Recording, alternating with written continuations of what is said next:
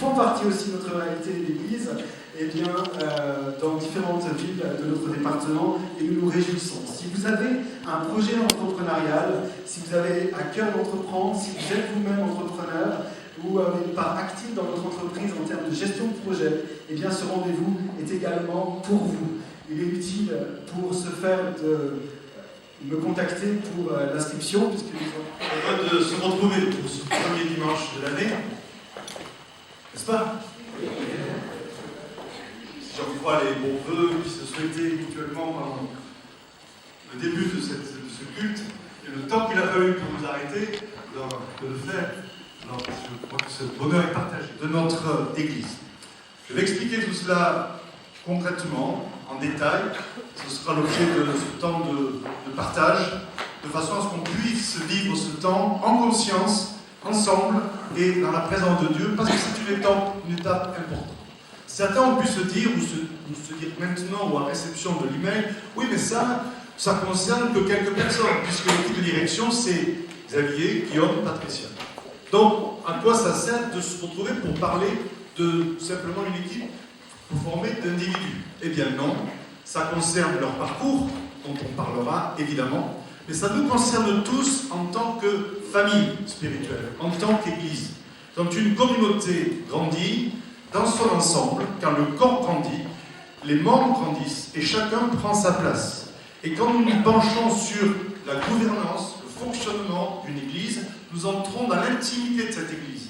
Et nous pouvons ainsi comprendre l'intention de Dieu, les projets de Dieu pour cette communauté. Donc, si vous nous rejoignez depuis quelque temps, si vous nous visitez pour la première fois, vous allez pouvoir pénétrer un peu plus dans l'intimité, dans ce qui n'est pas toujours dévoilé, démontré de notre fonctionnement, mais qui vous permettra de mieux comprendre notre culture, notre histoire, notre fonctionnement, notre vision. Il existe de nombreuses églises sur le territoire français et on s'en réjouit.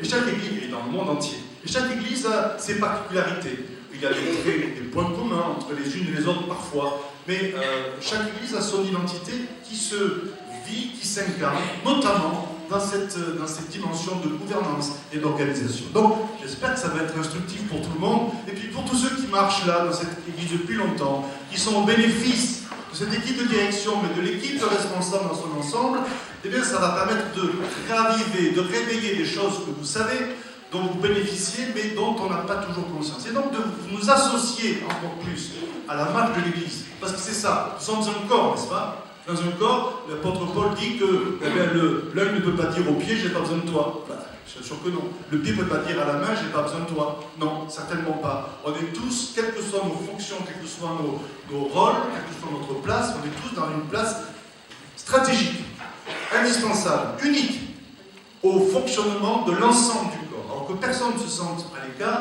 que personne ne se sente non concernés, mais que tous soient au contraire, nous soyons tous attentifs au projet de Dieu. Et alors, je trouve qu'il y a plusieurs bienfaits à ce temps d'établissement, qui est ce dont je viens de parler, cette prise de conscience de qui nous sommes et de comment nous marchons ensemble, mais aussi parce que nous allons revoir rapidement un peu l'histoire de notre Église. Alors, on va parler du siècle dernier, bien sûr, puisque notre Église a un certain nombre d'années. Et aujourd'hui, nous sommes le fruit de cette histoire. Nous sommes héritiers de cette histoire. Qu'on en soit conscient ou non, qu'on la connaisse ou non. Et quand on ne sait pas d'où on vient, on a du mal à savoir où on va.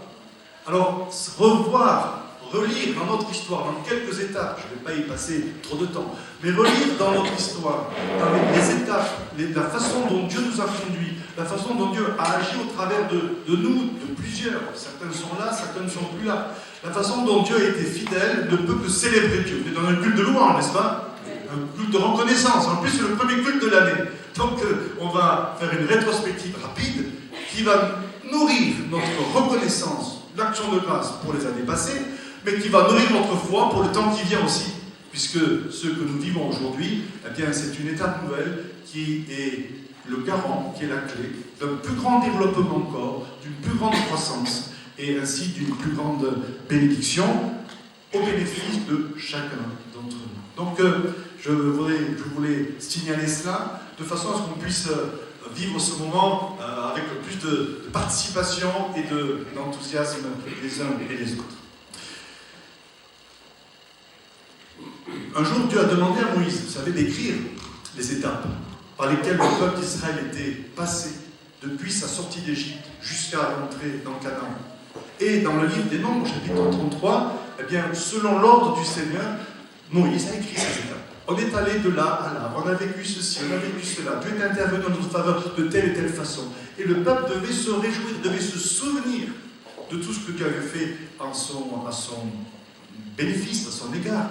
Et quand le peuple va être sur le point d'entrer à nouveau dans Canaan, enfin dans Canaan, alors à nouveau, Moïse, dans les 3 premiers chapitres ou 4 de Deutéronome, vous le relirez si vous voulez, redit comment Dieu est intervenu en leur faveur. Donc à plusieurs moments de l'histoire d'Israël, il a fallu non pas se raconter des histoires, mais se raconter son histoire, se raconter notre histoire. Et c'est ce récit qui fait notre unité, c'est ce récit qui fait notre force et qui fait qu'on sait pourquoi on est là et pas ailleurs, et pourquoi est-ce on est prêt à avancer ensemble. Alors il n'y aura pas beaucoup de versets bibliques, j'en ai cité un ou deux là maintenant, parce que le temps va nous manquer, ce n'est pas une étude biblique, ce n'est pas un message au sens habituel.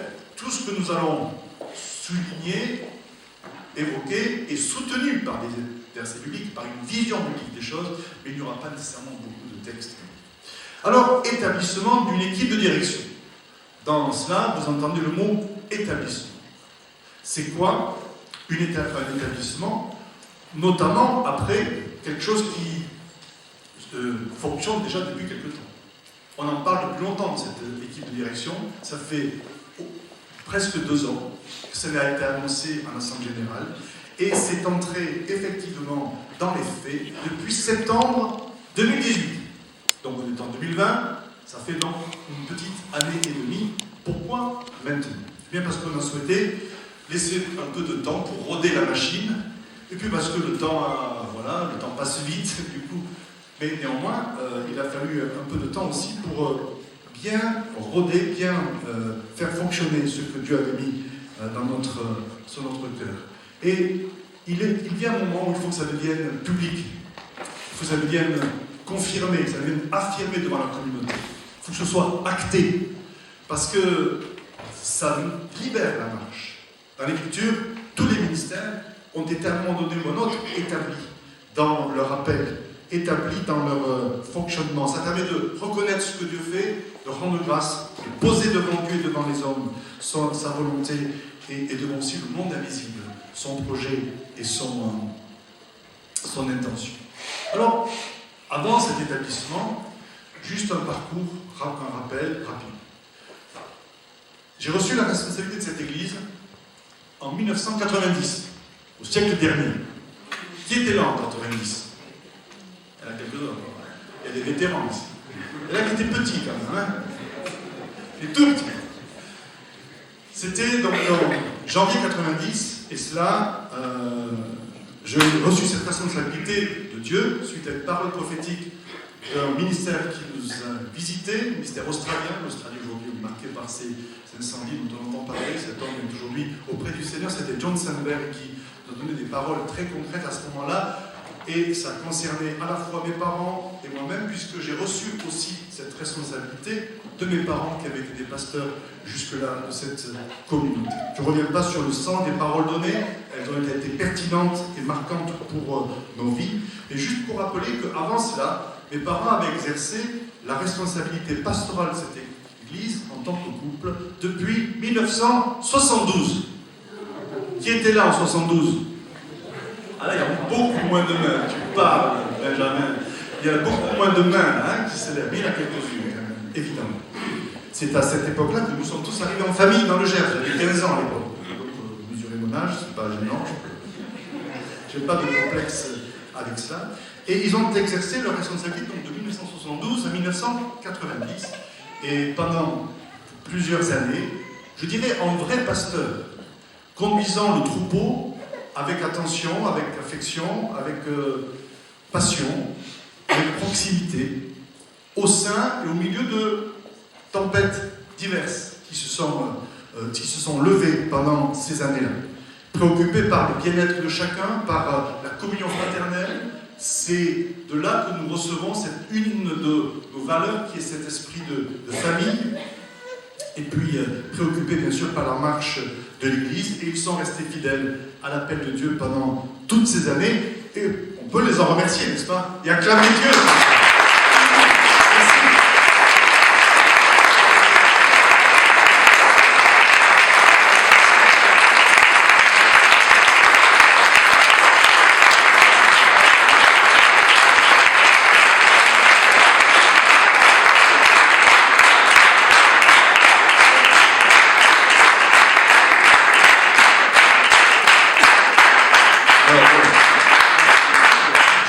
Je leur redirai en privé les détails que je veux dire, parce que je ne suis pas sûr que vous avez tout compris maintenant, là, avec à cause de l'émotion, bien sûr.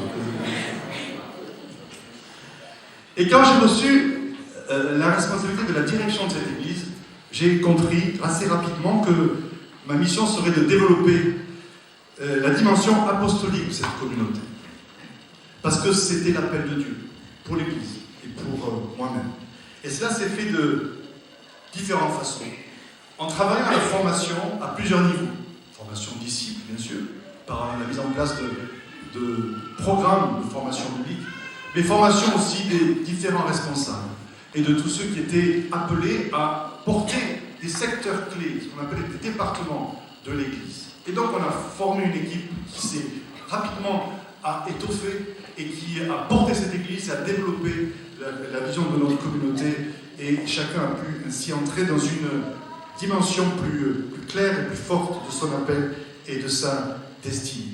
On a aussi travaillé à définir la vision de cette Église et son identité. C'est important de savoir pourquoi on est dans cette famille. Chacune de nos familles biologiques ont leurs traits, leurs caractéristiques, n'est-ce pas? On sait quoi? On sait ce que c'est que les traits de famille dans nos maisons, vous avez pu le constater, je l'espère en tout cas dans ces temps de Noël, de fête, on se retrouve en famille, on est bien, on sait qu'il y a quelque chose qui nous lie ensemble, qui nous dépasse, parce qu'il y a l'esprit de famille. Eh bien, dans l'Église, c'est pareil, et il y a des choses qui nous rassemblent, qui nous sont uniques, qui ne font pas de nous des gens meilleurs que les autres églises, mais qui font qu'on est dans cette église et pas dans une autre. Pas par préférence au sens de mépris, mais parce que tout simplement c'est l'esprit de famille qui nous appelle et qui nous relie les uns aux autres. Donc on a travaillé à cela, non seulement la définition, mais la communication de la vision de l'appel de Dieu. On a travaillé aussi au rayonnement. Qui dit apostolat dit rayonnement de l'Église dans son implication dans la vie, à travers ces rassemblements œcuméniques qui se poursuivent aujourd'hui, à travers le travail social sur beaucoup de fronts, dans toute la ville, en collaboration avec beaucoup d'institutions, d'associations et d'organisations dont je ne parlerai pas dans le détail, mais qui font que notre service a pu s'étendre au bénéfice de toute cette commune. Mais aussi, ce rayonnement à travers notre implication dans ce réseau d'églises auquel nous appartenons aujourd'hui, qui s'appelle le réseau Nouvelle Connexion, qui n'avait pas ce nom à l'époque, mais qui était déjà un réseau d'églises existant, et qui, à travers la conduite de l'équipe Néhémie, et je me suis rapidement impliqué dans la responsabilité dans ce réseau, par la visite et l'accompagnement de plusieurs églises, avec cette équipe Néhémie dont André fait partie des pionniers et des vétérans. Et c'est à ce moment-là que notre église s'est impliquée, et c'est ça qui fait, j'y reviendrai, notre dimension apostolique commune. C'est que très rapidement, nous avons porté ensemble ce réseau. Les églises que nous avons accompagnées, à l'époque c'était Chambéry et Castres, et le travail se poursuit aujourd'hui à travers Jean et Isabelle au niveau de cet accompagnement. C'était les premières, puis il y avait toutes sortes d'actions qui se mettaient en place. Eh bien, notre église a porté cela. Je me souviens de soirées de prière, on priait pour toutes ces églises, on priait pour le développement du réseau, on priait pour notre projet commun. Parce qu'une église apostolique, comme nous le sommes, est une église dont l'intention et dont l'intérêt n'est pas centré sur elle-même, mais elle porte quelque chose de plus grand. Elle porte une famille, elle porte ce réseau auquel nous appartenons. Et, je dois le dire, pendant ces années, tout en m'impliquant dans la direction de cette église, vous avez su, et je le redirai à plusieurs reprises, vous avez su aussi, à travers l'équipe de responsables de l'époque, et puis les différentes équipes qui se sont succédées, sur lesquelles je reviendrai, mais vous avez su en tant que communauté, alors pour ceux qui étaient là à ce moment-là, aussi me libérer. Et ne pas m'enfermer dans la responsabilité locale, ce qui n'aurait pas pu nous permettre de progresser comme on a fait. Vous avez su me libérer au niveau du temps, pour que je sois au service de cet ensemble d'églises qui est devenu aujourd'hui la Communion des Églises de l'espace francophone et le réseau de Nouvelle Connexion avec d'autres, j'y reviendrai. Vous avez su accepter que les équipes de l'époque prennent en charge la vie quotidienne de l'Église. C'est une marque de notre communauté, et je vais y revenir, mais c'est un point que je voulais souligner, pour lequel je voulais vous rendre hommage et vous remercier. Sans cela, notre Église ne serait pas ce qu'elle est aujourd'hui, et notre réseau ne serait pas non plus, je crois, humblement ce qu'il est aujourd'hui. Vous avez donc accepté cela, accepté que je ne sois pas là présent, et parfois j'étais très absent. Mais heureusement, des équipes ont travaillé, des ministères nous ont rejoints. Et c'est ça qui fait aussi de notre Église un centre apostolique, c'est qu'elle n'est pas dirigée par un pasteur, elle est conduite par une équipe étoffée. Et je voudrais rappeler tous ceux qui nous ont rejoints au cours des années. Je voudrais parler de Joël Benoît, pasteur de cette Église, au début en formation dans les années 93, et puis ensuite pasteur principal jusqu'au début des années 2008. Je voulais parler de André de Blenay et de Sylvie qui nous ont rejoints en 1993 aussi. Et en tant que ministère prophétique, n'étant pas appelé à travailler au quotidien dans nos communautés, mais étant accueillis ici et servir, exercer leur ministère, et étant aussi au bénéfice du réseau dont je viens de parler. Dans cette même époque, il y a eu aussi Nathalie Chorlinger à l'époque, mais Bignan maintenant. Et en 1994, elle nous a rejoints sous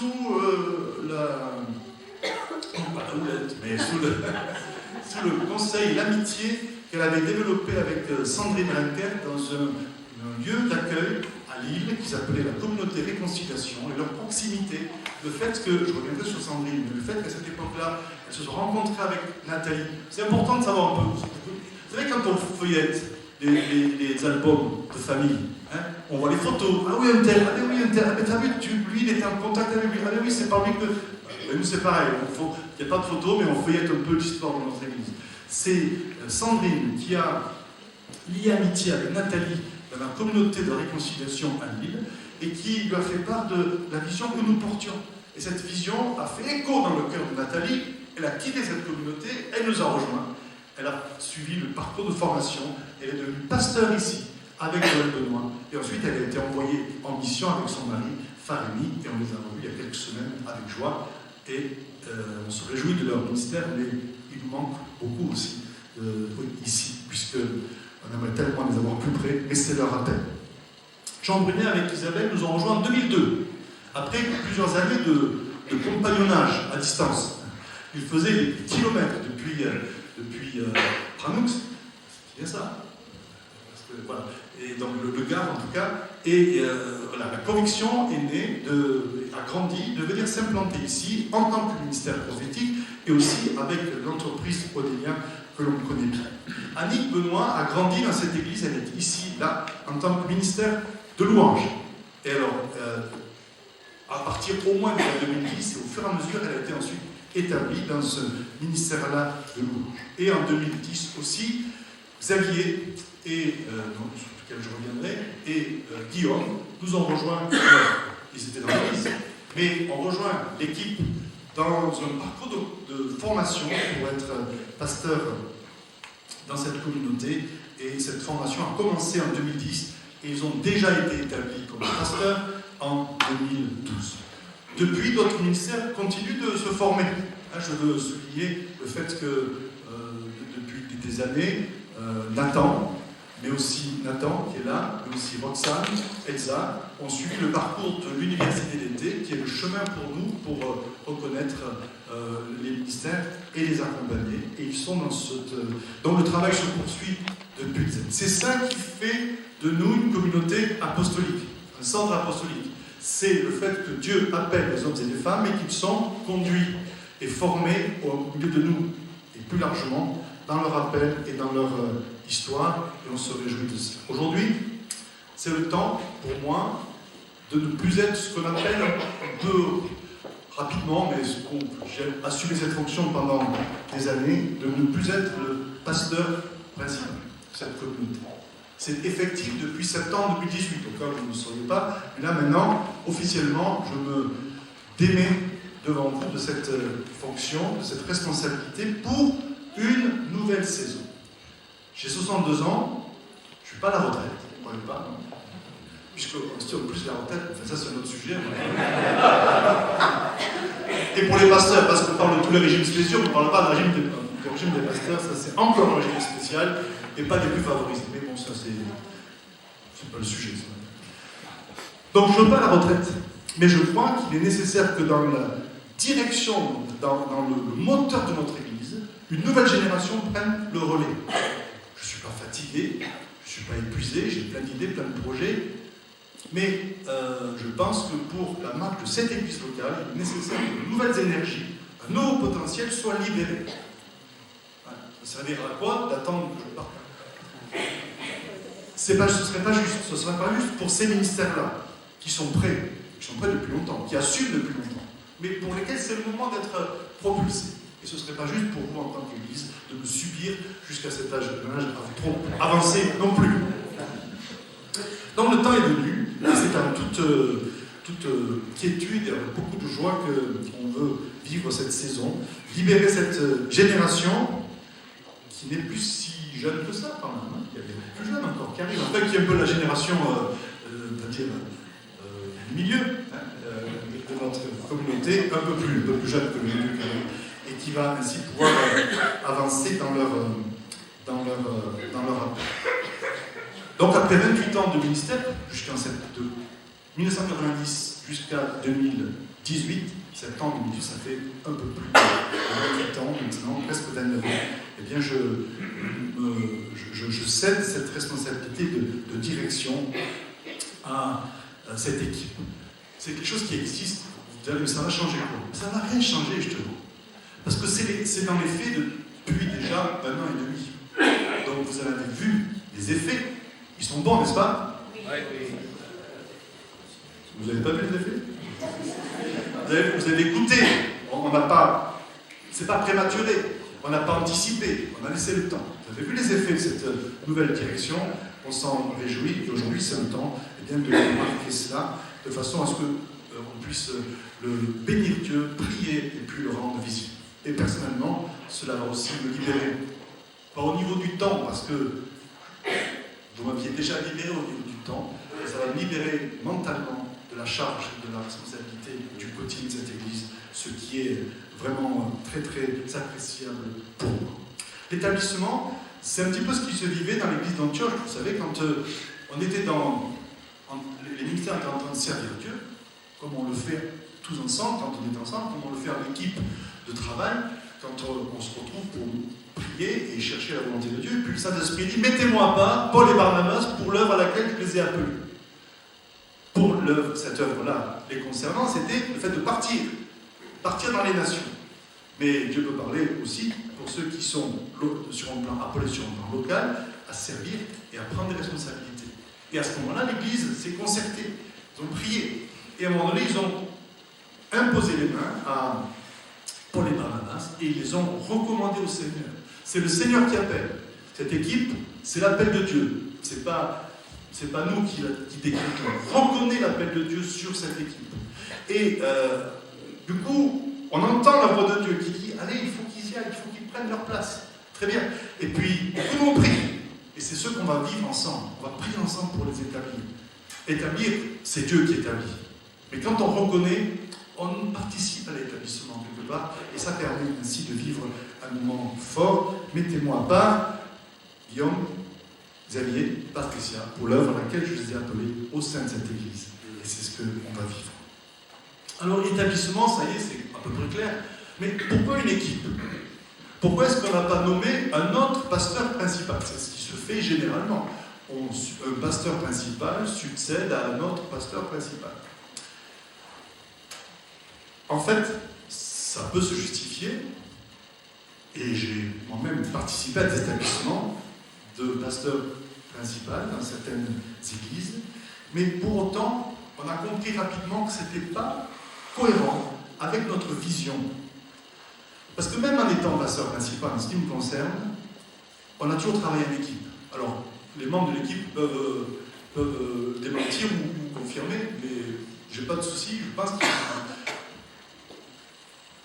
Je n'ai jamais agi en tant que pasteur principal qui prenait les décisions finales en tapant du poing sur la table en disant voilà le chemin, on y marche, vous suivez, ou alors ça ne s'est jamais fait comme ça.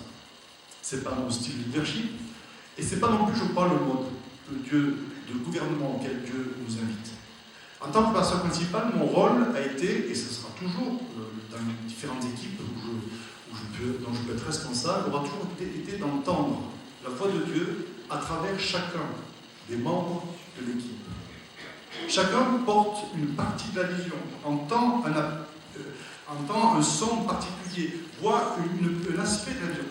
Et quand il y a l'immaturité, chacun dit moi, c'est ma vision, je veux qu'on la suive parce que c'est la seule. Non, on oublie qu'on voit et on connaît et on prophétise en partie. Vous pouvez le dire avec moi ça? On connaît et on prophétise en partie. On connaît et on prophétise en partie. On a besoin de l'ensemble pour y voir un peu plus clair. Et donc, quand dans une équipe, l'un dit voilà, je me sens, voilà le chemin, on l'accueille. L'autre dit voilà le chemin. Tiens, ça paraît bizarre, mais non, c'est juste que la perspective est différente. Et le rôle du responsable, c'est d'entendre le rôle de Dieu à travers tout cela, de voir comment ça peut se combiner, se conjuguer pour devenir une vision commune, une vision forte, une vision dans laquelle chacun se reconnaît et à laquelle tout le monde dit Amen. Là, on parle de management, en fait, pour les étudiants, au cas où vous n'avez pas compris, mais on parle de management et de conduite. Et on a travaillé comme cela. Et quand je parle des fois, je dis mais il n'y a pas de pasteur en chef ici? Je dis ben non. Alors on me pose la question et en cas de conflit, qui a le dernier mot? Eh bien, s'il faut un dernier mot, c'est qu'il y a un problème. C'est qu'il n'y a pas d'unanimité, c'est qu'il n'y a pas de consensus. Il faut parfois quelqu'un qui rassemble, qui dirige, qui donne une orientation, mais pas quelqu'un qui force la volonté des autres et qui imposerait sa volonté ou même la volonté d'une majorité à tout le monde. Quelqu'un qui entend la voix de Dieu et qui avance dans cela. Donc, il n'y a pas besoin de dernier mot, parce que le dernier mot, c'est Dieu qui doit l'avoir. Et donc, quand on n'est pas d'accord, et puis on n'a pas toujours été d'accord dans nos équipes, qu'est-ce qu'on a fait? On a attendu. Attendu que Dieu nous éclaire, que Dieu nous fasse comprendre des choses qu'on n'avait pas comprises. S'il n'y a pas d'accord commun, c'est que le projet n'est pas nul, c'est qu'il y a quelque chose qui doit se passer pour qu'on puisse progresser dans une vision commune. Donc on attend, on ne force pas les choses. Je ne pense pas qu'on ait pris de décisions anticipées et prématurées à cause ou grâce à cela. Parce qu'on était à l'écoute de ce que Dieu disait à travers les uns et les autres. Et donc on a avancé dans ce sens. Et aujourd'hui, plus la peine d'avoir un pasteur principal, il faut des hommes et des femmes qui, avec leur appel spécifique dont on va parler, vont collaborer ensemble, pour diriger ensemble l'Église, à travers cette équipe de direction, accompagnée de l'équipe de responsables, dont je vais parler aussi dans quelques instants. Donc c'est cohérent avec notre vision. On croit à la diversité des ministères, on croit à leur complémentarité, on croit qu'il y a une richesse qui doit s'exprimer pleinement, et on croit que c'est notre vocation d'être une Église apostolique. Une Église apostolique nécessite. À Antioche, ils étaient une équipe. Ils étaient 5. Les noms, je vous en fais grâce. Et ils servaient Dieu ensemble. Je ne vois pas de pasteur principal à Antioche. Je vois des hommes. Alors des hommes à l'époque, oui. Mais des femmes dans d'autres églises, dans le Testament, je le précise, qui étaient là et qui servaient Dieu et qui conduisaient cette communauté. Donc voilà un peu pour en dire plus sur la notion d'équipe. Et pour rassurer, l'équipe, ça ne veut pas dire confusion, ça veut dire que tout le monde fait... et en charge de tout. Tout le monde... Non. Dans notre équipe, on a toujours travaillé à ce que chacun connaisse la pointe de son appel, sa spécificité, son caractère unique, son onction, ses compétences. Et qu'ainsi, fort de ses compétences et de cette conscience de son appel, on puisse travailler tous ensemble. Parce qu'on a besoin les uns des autres. On a besoin les uns des autres. Dieu a donné les uns comme apôtres, comme prophètes, les autres comme évangélistes, pasteurs et enseignants, et aucun ne peut dire à moi tout seul, j'ai les 5 ministères. Ça, c'est une hérésie. Si vous entendez ça, brûlez votre ordinateur, ou je ne sais pas comment, je dis bêtise. Supprimez ce genre de message, c'est une hérésie. Je n'ai pas tous les ministères, et heureusement. Il faut arrêter que dans nos milieux charismatiques, on joue à la toute-puissance. Je n'ai pas tous les ministères. Je sais lequel Dieu m'a donné, il me suffit largement, et j'ai besoin des autres ministères. Et à partir de là, eh bien, on est dans cette relation d'interdépendance. On peut travailler en équipe. Chacun connaît sa part, et chacun accueille la part de l'autre, avec reconnaissance. Et on est fiers les uns des autres. On est fiers les uns des autres. On s'encourage mutuellement. Ce que tu fais, je ne sais pas le faire. Je peux essayer, je peux progresser, mais ce n'est pas ce que Dieu m'a demandé. Donc je ne joue pas à être celui que je ne suis pas. Mais quelle sécurité! Quel bonheur! Je dis que nos réunions d'équipe sont un pur bonheur. Ce n'est pas une purge, c'est un pur bonheur. C'est un moment même si on n'est pas d'accord, de communion, d'apprentissage, de compréhension de qui on est, de qui est l'autre. Et donc on progresse dans ce sens-là. Voilà comment nous pensons la vie d'équipe. Cette équipe de direction, je le dis maintenant, elle n'est pas seule. Ils sont 3, c'est un triumvirat, mais entouré d'une équipe de responsables plus large, dans laquelle ceux que j'ai cités, André, Jean, mais aussi Philippe et Marie-Rose en tant qu'anciens, Jean Gruchaga en tant qu'ancien, Sandrine, dont je reparlerai aussi, qui est là après avoir servi dans les pays du Maghreb comme missionnaire, sert de nous, pour moi, dans une fonction d'ancien, avec un souci pastoral. Et une équipe dans laquelle je reste impliqué, non plus en responsabilité, mais dans l'accompagnement, dans l'encouragement, dans les ressources dont il y a besoin. Et puis, je tiens à le dire, dans la gestion des différents ministères. Je reste en charge de la gestion des ministères, alors en charge, ils se chargent tout seuls de la gestion, mais de l'accompagnement et de la gestion des ministères, de la jeune génération, parce que le but, c'est de les accompagner jusqu'à ce qu'ils atteignent leur potentiel, et je reste dans cette préoccupation-là, à leur service, et pour leur bien, et je me réjouis de cela. Alors, maintenant, on va parler de cette équipe de direction. Et je vais en parler individuellement, c'est le temps de les mettre un peu en lumière, chacun. Vous les connaissez, vous ne connaissez pas toute leur vie.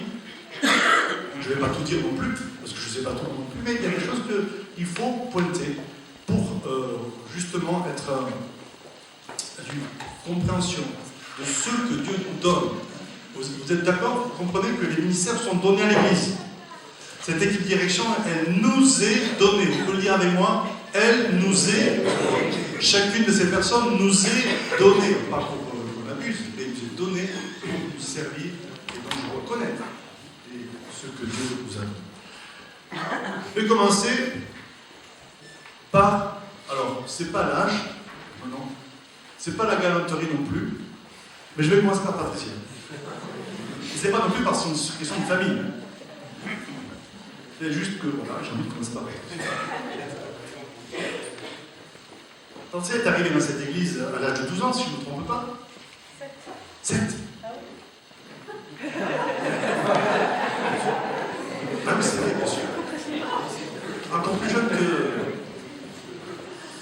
Et rapidement, elle s'est engagée dans la louange à partir de 15-16 ans, dans la conduite de la louange, avec Annick au piano à l'époque, enfin toujours au piano, mais dans l'accompagnement, et cela jusque dans les années 2016.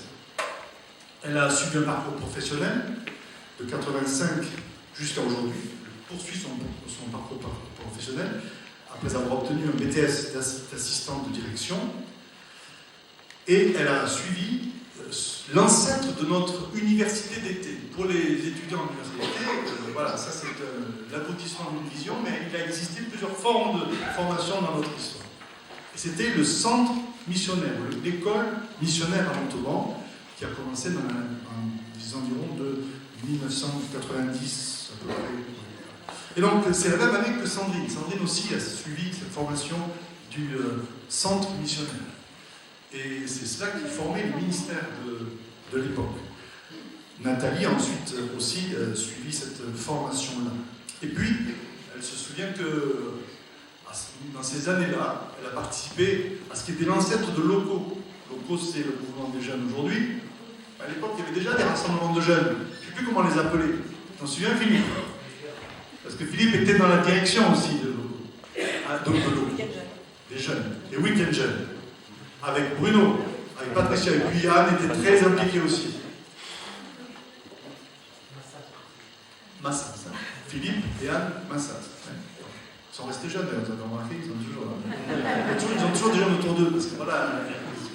Et donc ils étaient dans une équipe qui animait les week-end jeunes de l'époque, qui se sont déroulés dans différents endroits. Voilà. En 92, Patricia est entrée dans une dimension de service au niveau diaconal, et je reviendrai là-dessus dans l'Église, et à la fois ici, mais aussi dans le réseau, elle a participé aux organisations des rencontres, comme des rencontres d'église, conventions d'église. En 96, ici, il y a une convention d'église au Mouzon, qui a rassemblé 600 à 800 personnes, comme c'était le cas dans d'autres régions de ce sud-ouest pendant des années.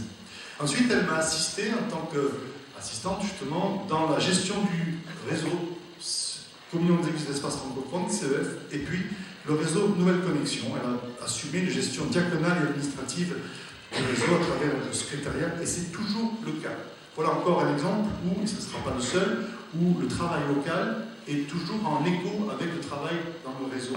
C'est notre histoire, c'est notre identité. Elle a pris ensuite la direction du pôle logistique de l'espace Bethesda, tout en menant de multiples engagements dans la société, à travers un municipal hors en Maroc, une présidence d'association de parents d'élèves, création de l'animation de café associatif, en plus de l'activité professionnelle. Et des fois, on trouve qu'elle a 3 ou 4 métiers à la fois, dans une seule vie. Elle est mariée à Ludovic, donc il ne faut pas oublier les époux. Et ils ont 3 enfants, Hugo, Tobias et Margot. Aujourd'hui, qu'est-ce qui justifie la place de Patricia dans une équipe de direction? C'est le fait que le type de diaconat qu'elle a reçu n'est pas simplement une capacité d'exécuter des tâches, ce qui est déjà énorme, mais c'est une capacité de penser globalement, sur un plan logistique, sur un plan administratif, mais aussi spirituel, la capacité d'avoir une vision globale pour l'Église et aussi pour le réseau dans lequel nous sommes. Et c'est pour moi un poste clé dans l'Église. S'il n'y avait pas eu un développement d'un diaconat, que j'appelle moi stratégie apostolique dans Acte 6, l'effusion de l'esprit de la Pentecôte aurait tourné court. Nous, on retient de la première Église que prodiges, conversion, miracle, mais on oublie que dans Acte 6, il y a un murmure qui monte, le mécontentement, la jalousie, et le murmure. Et c'est là qu'on dit établissez, alors des hommes à l'époque, mais il y a eu des femmes dans d'autres églises du Nouveau Testament, pour qu'ils gèrent les subventions aux plus pauvres. Et ils sont donc ces gens qui étaient remplis d'Esprit Saint et de foi, qui n'étaient pas juste des compétences techniques seulement, mais qui étaient aussi remplis d'Esprit. Donc établissez-les pour qu'ils gèrent cette dimension. Et après, vous lirez vous-même, après cet établissement, l'Église, elle a continué de grandir. L'Évangile a continué de progresser. Le réveil a continué de se répandre. Donc c'est vraiment important. On a besoin, dans nos équipes locales et plus larges, de ce type de diaconat, qui est un diaconat stratégique, qui est en charge de l'organisation opérationnelle pour la mise en place de la vision globale de toute l'œuvre. Et c'est dans ce cadre-là, accompagné de travail pastoral aussi qu'elle assume, que Patricia a rejoint cette équipe de direction. Je sors tombe sur le plus jeune, le tout plus jeune, Xavier. Ils ne sont pas interchangeables du tout. Heureusement. Mais c'est Guillaume, bien sûr, dont je veux parler maintenant. Guillaume, lui, était dans cette église. Il y a quelques monitrices d'école du dimanche ou du mercredi. Ils s'en souviennent, ça. du dimanche, n'est-ce pas? Alors, je ne vous laisse pas, vous n'aurez pas la parole, d'accord? Je ne vous donnerai pas la parole. Je veux protéger Guillaume de tout. Parce qu'il a l'air tout gentil comme ça maintenant, évidemment. Je vais le donner, hein, n'est-ce pas? Plusieurs l'ont vu grandir, progresser, et en 2004, il reçoit la conviction d'être appelé par Dieu à être pasteur, et lors d'un jeûne de prière dans l'église, et de faire des études de théologie. C'est ce qu'il fait rapidement, à la sortie du lycée, 2005-2008, à la faculté d'Aix-en-Provence, où il a obtenu en 2008 la licence en théologie. Les années qui ont suivi ont été des années où il a poursuivi ses études à travers 2 masters, un master pro en théologie et puis un master pro 2 sur 2 ans pro en théologie avec 2 mémoires. Un premier mémoire est travaillé dans le... Ah, j'ai pas le thème du premier mémoire. Ah ben alors, pardon, c'est là que j'avais été, oui, je n'avais pas informé. L'actualité du ministère d'apôtre selon la vision du mouvement apostolique.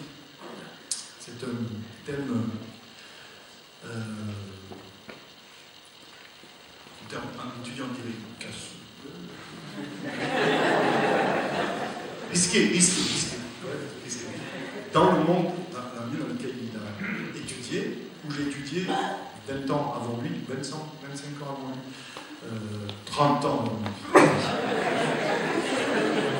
Pardon, 30 ans avant lui. Et moi j'étais reconnaissant qu'il prenne ce sujet parce que c'est vraiment notre vision. Il se marie en cours, un nombre de tâches multiples, en cours d'études, il se marie aussi avec Elsa, à Gap, on se souvient tous de cette belle fête. Il suit l'université d'été en 2008-2009. Il poursuit un diplôme en Master 2 en théologie. Le pasteur, ancien parmi les anciens, un autre thème vraiment important, et il obtient ce mémoire est reconnu avec la mention bien. En 2010, il devient pasteur stagiaire ici, avec Xavier, le même ami Xavier, et il commence sa formation jusqu'en 2012. Il commence aussi un travail séculier en tant qu'assistant d'éducation dans différents lycées, jusqu'en 2018, jusqu'à tout récemment. Et en 2012, il est établi en tant que pasteur ici à Auch, avec Xavier, et s'implique dans l'église et dans le réseau aussi, à travers des rencontres de jeunes qui s'appellent maintenant locaux, c'est-à-dire Love Connection, et dans lesquels il est extrêmement actif. Il est donc marié à Elsa, ça vous l'avez déjà dit, mais il est papa d'Elia, né en 2012, de Léana en 2015 et de Robin, dont on est heureux de saluer la présence. On aurait dû le présenter ce matin, mais on va le laisser se reposer encore et se remettre avant de le soumettre à la présentation. Il est reconnu comme un ministère pastoral, et je veux le souligner. Dans notre milieu, on met l'accent. On croit que Dieu met l'accent sur le ministère apostolique et prophétique. Et du coup, on se dit, et les pasteurs dans tout ça. Mais ils sont tout aussi importants. Dieu a donné les uns comme apôtres, les autres comme prophètes, les autres comme évangélistes, pasteurs et enseignants. Et aucun de ces 5 ministères n'est inférieur à l'autre. Chacun a reçu une onction spécifique et indispensable. Ce qui fait notre identité, c'est qu'on veut que tous ces ministères soient reconnus, soient valorisés, soient honorés. Ce n'est pas les seuls. Mais pour le gouvernement de l'Église, ça fait partie des ministères que Dieu a voulu. Donc, on a besoin de purs pasteurs. Et Guillaume est un pur pasteur. Et en disant cela, c'est une façon d'honorer à la fois le ministère pastoral et d'honorer aussi sa personne, parce qu'on a besoin d'apôtres, de prophètes, d'enseignants, on a besoin de pasteurs, et tout le monde ici a vu son évolution, son cœur, son engagement auprès de la communauté en suivant la vie spirituelle de l'Église et de chacun. Il est donc reconnu dans ce rôle-là, et c'est la tâche qu'il exerce au sein de l'équipe, et on lui est reconnaissant. Vous pourrez applaudir tous.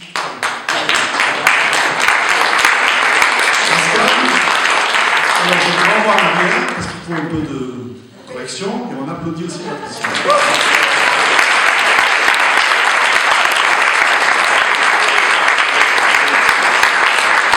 J'avais prévu l'applaudissement pour plus tard. Troisième membre de l'équipe, Xavier. Xavier, c'est le seul quelque part qui vient d'ailleurs, même si Patricia est arrivé à l'âge de 7 ans, mais Xavier est arrivé plus tard, ici, en 2003, mais qui a été formé ici, de manière au même titre que tous ceux qui viennent d'être évoqués. Et je me souviens toujours de ce premier contact par mail, le 10 février 2003. Pasteur, je prends contact avec vous. Et moi, j'avais entendu parler de lui déjà, par des amis communs, qui ne savaient même pas qu'il allait arriver dans la région, qui me disaient, il faut à tout prix que tu prennes contact avec... Il m'avait dit le nom, mais je n'avais pas retenu. Et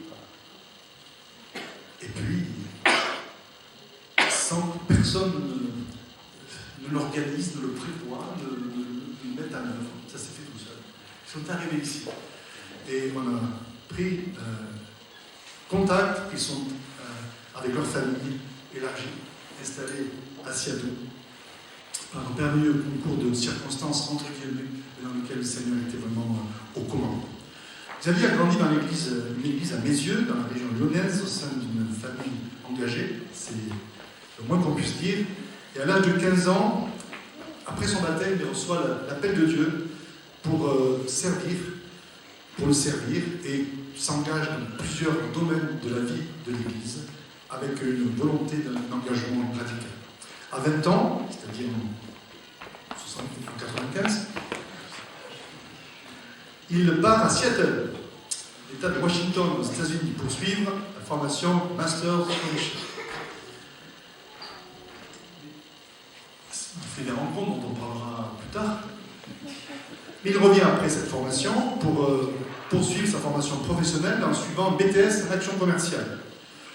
Et il continue à se former en théologie pour repartir aux USA, cette fois comme ce que l'on appelle équipier, comme encadrant dans la formation Master's Commission. Et avant cela, dans les années 96-98, il est responsable, en même temps que ses études, responsable d'un groupe de jeunes à l'Assemblée de Rieux. En 98, il devient équipier à Master Commission à Kirkland. Il suit des cours de théologie dans le cadre de cette formation. Et en 2020, c'est l'année du mariage avec la Roxane. 2000. J'aurais dû écrire mon texte en caractère plus gros. 2000, là, on va parler de 2000. En 2000, c'est un mariage en 2000. Mariage du millénaire. En 2003, il s'installe dans le Comminges, et c'est là qu'il nous rejoint en tant qu'église ici. Il rejoint un groupe du Comminges, il s'y engage auprès de Joël Donois, qui en était responsable à l'époque. Et en 2008, les années passent, il travaille dans la région toulousaine, il s'implique dans l'église, avec sa famille qui grandit aussi.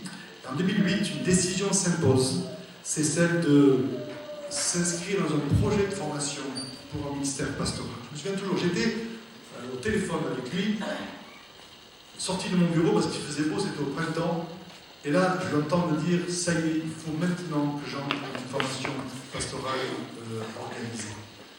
Comment est-ce qu'on peut s'y prendre?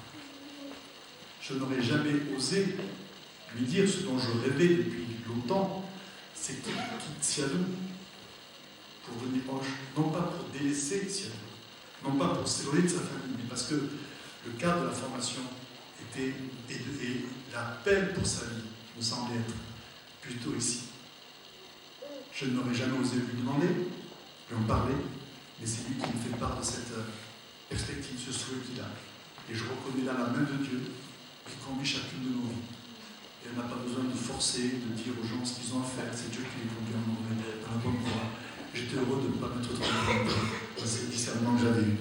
Et là, donc, la décision est prise de cette entrée dans une formation plus intense, plus intentionnelle.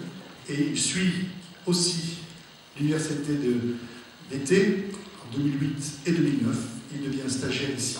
En 2010, en même temps que Guillaume. En 2012, ils sont établis tous les deux, je le dis, comme pasteurs. Et là, s'implique dans le groupe du Comminges, dans lequel il habite toujours. Il devient aussi mon assistant dans le réseau Nouvelle Connexion, en travaillant énormément dans l'organisation et dans la communication. En 2014, tout en habitant toujours dans le Comminges, il crée ici, dans le cadre de l'Église, Masters Commission Hoche, avec l'aval et le soutien de toute l'équipe. On croit que c'est un ministère de notre communauté.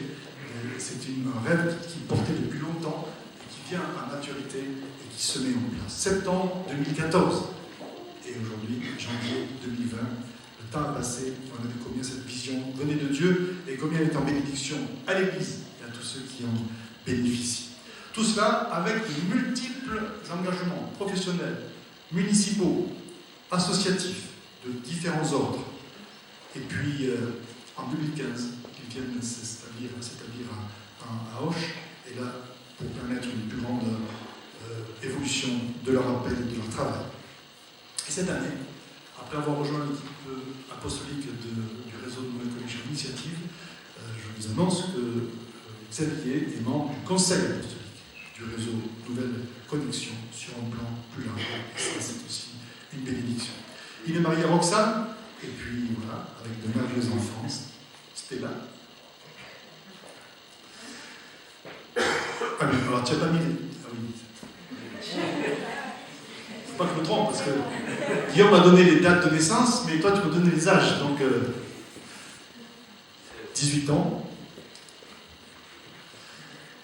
Alicia, 16 ans. Laurence, 14 ans. Steven, 12 ans. Laurence. Clara, avec les enfants, 10 ans. Carson, 7 ans. Et Kevin, 4 ans. Ils doivent courir par là. Si Guillaume est chargé de la vie spirituelle communautaire de l'Église, dans cette dimension pastorale, Xavier est reconnu comme étant en mesure de développer la vision globale de l'Église au sein de l'équipe de direction dans une dimension apostolique, y compris sur le plan mondial. Voilà un peu les 3 ministères présentés séparément. Ah ben voilà, oui, bien sûr.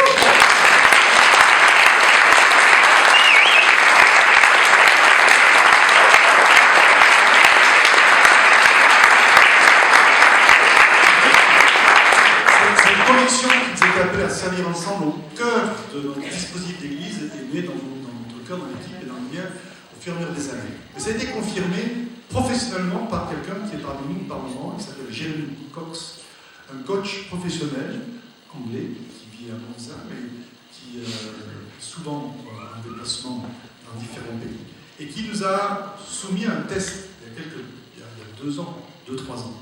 Et dans ce test-là, on a vu comment les 3 se compléter magnifiquement. Et c'était magnifique de voir que l'intuition, le discernement que Dieu nous donne était corroboré par un test professionnel de consultant qui n'a fait que renforcer notre conviction. Donc voilà, une équipe, je n'y reviendrai pas, dans le sens que pour nous, notre équipe exclut toute dimension de hiérarchie, mais elle respecte l'ordre de Dieu, c'est-à-dire l'identité, les compétences, le rôle spécifique que Dieu a donné à chacun. Et moi, je dois dire ma reconnaissance pour les équipes successives au fur et à mesure des années que j'ai accompagnées. L'équipe actuelle, dans son ensemble, dont j'apprécie l'amitié, le soutien, la confiance, la loyauté, la qualité. Et cette équipe de direction, dont j'ai pu éprouver aussi la compétence, et qui me procure un plein repos vis-à-vis du futur de cette Église. C'est donc une reconnaissance pour chacun d'eux, chacun de ces 3 bien-aimés, la façon dont chacun assume son appel, mais aussi la façon dont chacun travaille en synergie avec les autres. Dans le sens qu'il y a une reconnaissance mutuelle, il y a une confiance totale, et c'est la garantie pour que chacun puisse aller au maximum de son appel. C'est ça pour nous la vie d'équipe. Parfois on dit, ah non, si on est tout seul, pas d'obstacle, je vais pouvoir donner ma pleine dimension. Ça n'est pas vrai. Ça n'est pas vrai. Professionnellement, ça n'est pas vrai. Dans l'église, ça n'est vrai d'aucune façon. L'équipe est le seul cadre qui permet à chacun d'avancer dans sa spécificité sans aucune limite. Parce qu'il est au bénéfice du regard et de la complémentarité des autres. Personne n'est obligé de faire un travail, une tâche qu'il n'est pas appelé à faire, parce qu'un autre sera appelé à la faire. Et du coup, il va y avoir un repos, un soutien mutuel et une promesse de croissance pour chacun. Et moi, je me réjouis de cette qualité. Alors, je ne vais pas aller plus loin dans ce sens-là. J'ai dit beaucoup de choses. Mais redire un mot sur notre Église. Ce que l'on vit là n'est pas un événement local et privé seulement. C'est une bénédiction pour notre Église, c'est une bénédiction pour notre réseau. C'est-à-dire qu'en mettant en place cette dimension-là, il va y avoir aussi un retour, un effet sur notre réseau. Parce que, avançant dans le rappel, nous pouvons être une bénédiction pour le réseau dans lequel nous appartenons. Pourquoi je dis cela? Parce que je crois qu'il y a une conscience de ce réseau auquel nous appartenons qui doit revenir parmi nous un petit peu.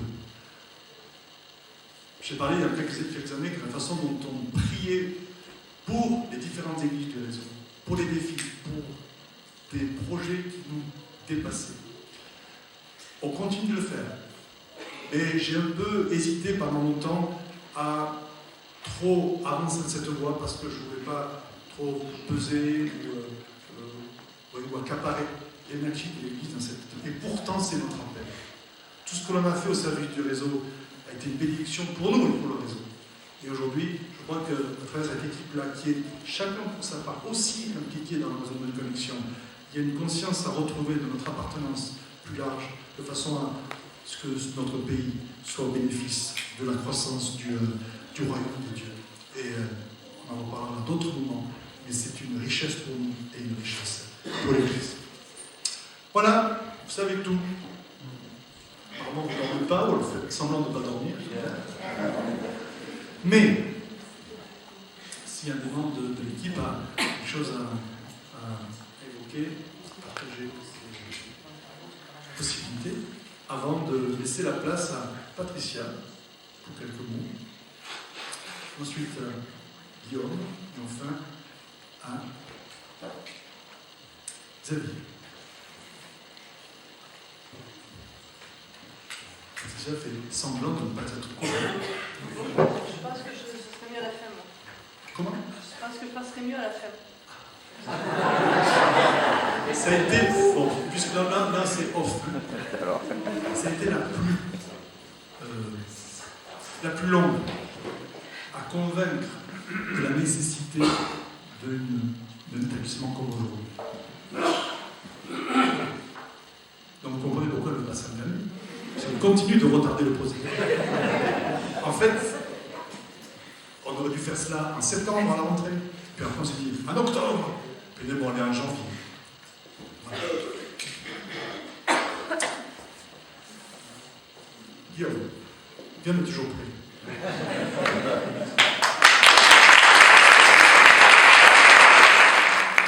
Merci Jean-Marc. Je veux juste préciser une omission dans mon parcours, c'est que pendant mon master en théologie 2008 à 2010, j'étais pasteur stagiaire auprès de Gisèle Pouget à Montpellier et à Sète. Juste quelques mots par rapport à ce que je suis et mon cœur pastoral qui a été évoqué. Mon cœur pour l'Église, c'est que tous croissent en Christ. Et oui, un berger, c'est ce que je pensais, en tous les cas, ce qui fait battre mon cœur, c'est d'être un berger pour ses brebis. Pour ses brebis, chacune des brebis, mais aussi pour le troupeau dans le sens général. Et mon souci du quotidien, c'est chacun d'entre vous, c'est l'Église de manière globale, c'est de prendre soin de la santé de chacun, mais aussi un berger aime rassembler ses troupeaux, alors j'aime aussi rassembler les troupeaux, et que chacun soit là, dans la dynamique que chacun porte, mettre chacun dans la dynamique de servir Dieu, premièrement, Et une expression qui est biblique et que j'aime beaucoup, c'est de travailler à son salut et d'encourager chacun à travailler à son salut et de porter du fruit dans ce que Dieu lui a donné de porter, d'éclairer les gens sur la voie de Dieu et, comme ça m'a été partagé tout récemment, de maintenir ou de ramener sur le bon chemin. C'est vraiment mon cœur et ma volonté depuis le départ, et que je me rappelle à moi-même régulièrement, c'est de servir par ses propres forces, par les forces de Dieu et non pas par mes propres forces. C'est de me laisser entraîner à lui pour pouvoir amener ensuite le troupeau là où Dieu nous mène. C'est de moi-même déjà vivre cette dimension-là, mais je ne veux pas y aller seul, je veux y aller avec vous. Et jamais je voudrais aller seul dans un endroit, je veux toujours amener les autres avec moi et y aller ensemble. Donc depuis le début de mon appel, il y a un refus de la suffisance, un refus de l'indépendance. Dans le mauvais sens du terme, je parle de l'indépendance, de marcher seul, de marcher par moi-même, et de marcher avec les uns et les autres, avec Jean-Marc, qui a été mon référent, qui l'est toujours. Et si on a cette suffisance, on ne peut pas avancer ensemble. Et c'est pourquoi je tiens vraiment à cette relation que j'ai avec les uns, avec les autres. Je reste passionné de voir l'œuvre de Dieu dans la vie des gens. J'accompagne autant les personnes nouvelles que les personnes qui sont là depuis même toujours.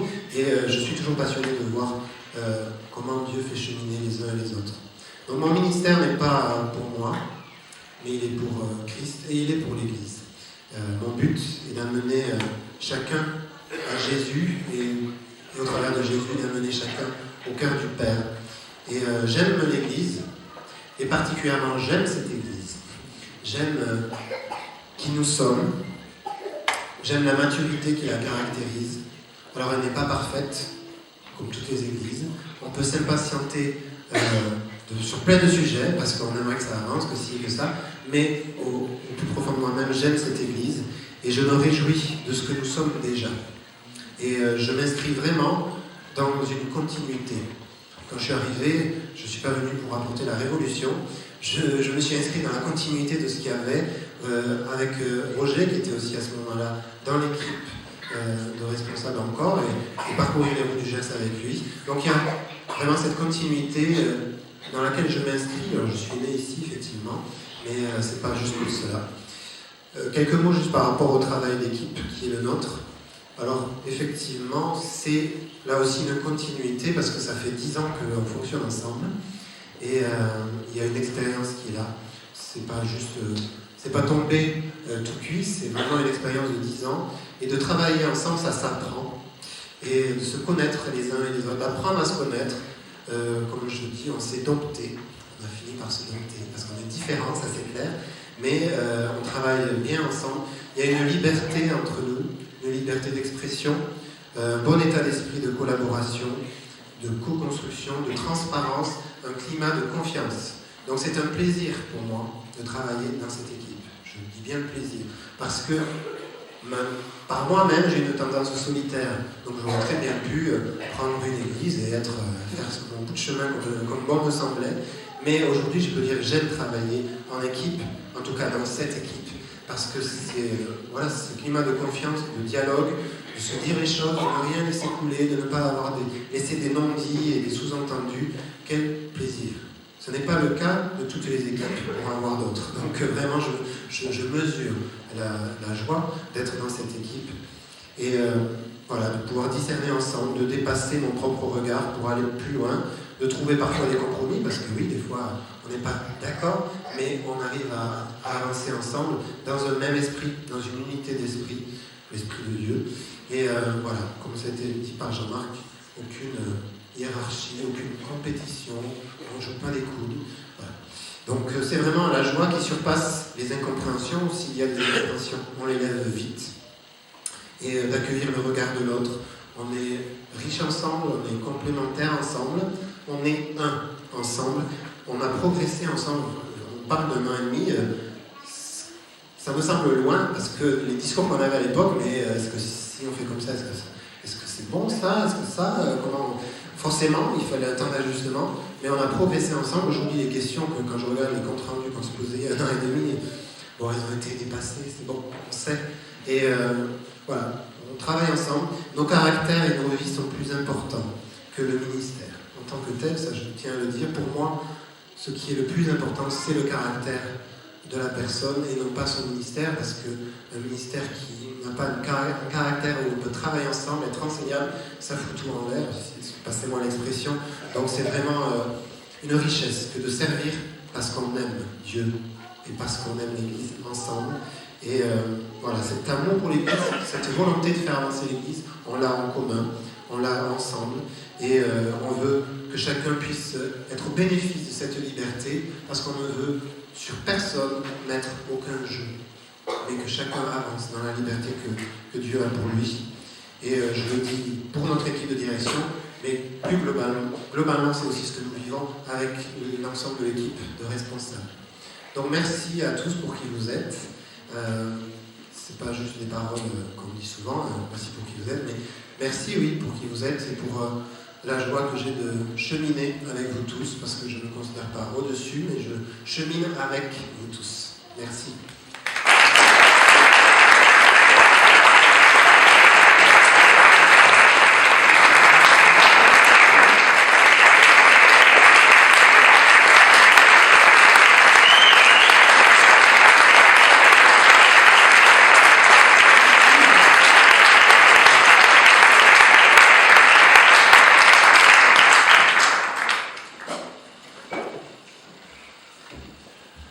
Voilà maintenant bientôt 17 ans que votre famille est devenue notre famille et que nous sommes ici à Auch. Nous sommes arrivés avec Roxane, avec nos 2 filles, Stella et Alicia, et quel chemin parcouru depuis. L'air du Gers et la région est profitable à bien des égards. Tellement honoré de pouvoir œuvrer ici, de pouvoir vivre ici, de pouvoir être au bénéfice de qui vous êtes et de qui vous avez été les uns et les autres pendant tant d'années. C'est pour moi toujours avec beaucoup d'émotion lorsque je retrace mon parcours depuis l'âge de ces 15 ans où j'ai reçu de la part de Dieu, je le crois vraiment, un appel à le suivre d'une manière, comme le rappelait tout à l'heure Jean-Marc, d'une manière radicale. Quand on parle de suivre Dieu de manière radicale, c'est-à-dire de faire en sorte que tous les choix de vie soient alignés à ce qu'on discerne de son plan, de sa volonté. Et je suis tellement heureux de voir jusqu'où Dieu m'a permis de venir, d'arriver. Et je n'aurais jamais soupçonné à l'âge de 15 ans que tout ce chemin parcouru allait me mener à Auch, auprès de vous, à servir Dieu ici, dans notre communauté, dans cette ville, dans ce département et plus largement au sein de notre réseau et famille d'église. J'en suis ému, j'en suis honoré, et je me dis que très souvent, si j'avais dû moi-même écrire cette histoire, elle aurait été bien courte. Mais Dieu l'a écrite d'une manière magistrale, et quand bien même j'en ai été acteur, je me sens très souvent même spectateur de ce que Dieu a fait. Ça me dépasse. Ça me dépasse de voir comment Dieu a tissé nos vies ensemble. Et lorsque j'ai rencontré Jean-Marc et Daniel pour la première fois, lorsqu'on a évoqué nos parcours, en tout cas le mien à l'époque, j'ai été bouleversé de voir à quel point Dieu avait déjà tout préparé, tout pourvu. Tout était prêt finalement. Tout était prêt. Et je dois ici partager avec vous mon sentiment profond de reconnaissance, de gratitude pour ce que vous êtes, pour ce que l'équipe de ministère, à notre arrivée, a été aussi pour nous dans son accueil, dans son accompagnement. Je pense aussi bien sûr à Joël, je pense à toutes celles et ceux qui nous ont ouvert leur maison, qui ont été là pour nous accueillir, pour partager avec nous, nous qui n'étions pas du Gers, et combien nous sommes honorés d'être là, heureux de vivre à Auch depuis quelques années maintenant. Le maître mot, je dirais pour moi, c'est le mot bienveillance. Je crois que le projet de Dieu pour chacune de nos vies est un projet bienveillant. Et ce que j'aime particulièrement au sein de notre communauté et au sein de notre équipe de direction, mais aussi équipe de ministère, c'est que la bienveillance est permanente. Il n'y a pas eu un seul moment où je n'ai douté de la bienveillance dans son accompagnement de Jean-Marc à mon égard. Et je te remercie Jean-Marc pour ce regard constant, permanent de bienveillance. Il n'y a pas eu un seul moment où je n'ai douté de la bienveillance de mes équipiers, de cette équipe que nous sommes, parce que c'est cette bienveillance qui nous donne, je crois, de découvrir toujours plus qui est Dieu pour nous, parce que le regard du Père pour chacun, comme je le disais, est un regard bienveillant. Mon cœur pour notre communauté, c'est qu'elle ne cesse de croître à tout égard, qu'elle cesse de croître dans tous les projets que Dieu a pour nous. Mon cœur est porté vers ce travail intergénérationnel et je me réjouis de la présence de tous nos jeunes, ados, pré-ados, jeunes adultes, parce que je crois que si nous sommes là tous ici, c'est pour aller plus loin et on veut aller plus loin avec vous. Et je me réjouis de votre engagement pour Dieu avant tout et votre engagement aussi à nos côtés. Mon cœur est pour le développement de cette œuvre dans notre ville et je me réjouis de pouvoir contribuer à cela à bien des égards. Je me réjouis de pouvoir participer avec ce que je suis au développement de notre réseau d'église. Cela m'honore, cela me pousse aussi à rechercher Dieu d'une manière plus intense encore. Je suis tellement béni de pouvoir être ce que je suis par la grâce de Dieu. Et ma prière, il y a 2 ans, je le crois, avait été un matin de me dire « Mais je veux être tout ce que Dieu veut que je sois, afin que nous soyons ensemble, tout ce que Dieu veut que nous soyons ensemble. » Alors je ne suis pas fort par mes propres capacités, mes propres forces, mais mes ressources viennent de lui. Et je veux, dans l'année qui vient et dans les années qui sont à vivre devant nous, rester dépendant de notre Père, afin que lui seul puisse nous inspirer ensemble, que lui seul puisse nous guider dans tous les projets préparés d'avance, et que son nom soit glorifié à travers ma vie, à travers la vie de l'équipe de direction, à travers chacune de nos vies ici. Je vous remercie pour votre amour, votre affection et votre soutien.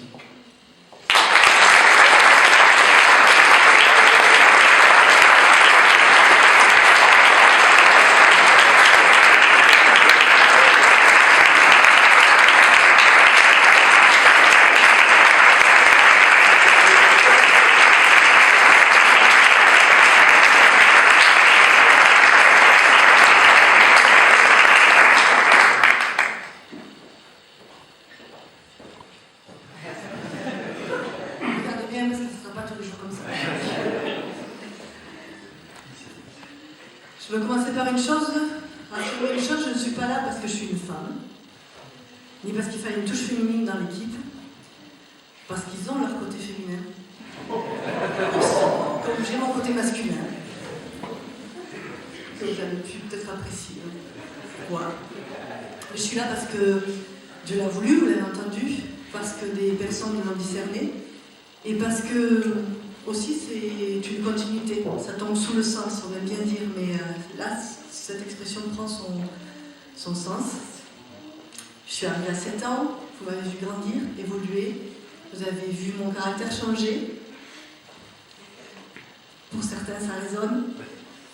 Vous m'avez fait confiance aussi, vous avez accepté dans la responsabilité que j'ai prise, vous avez accepté de me suivre.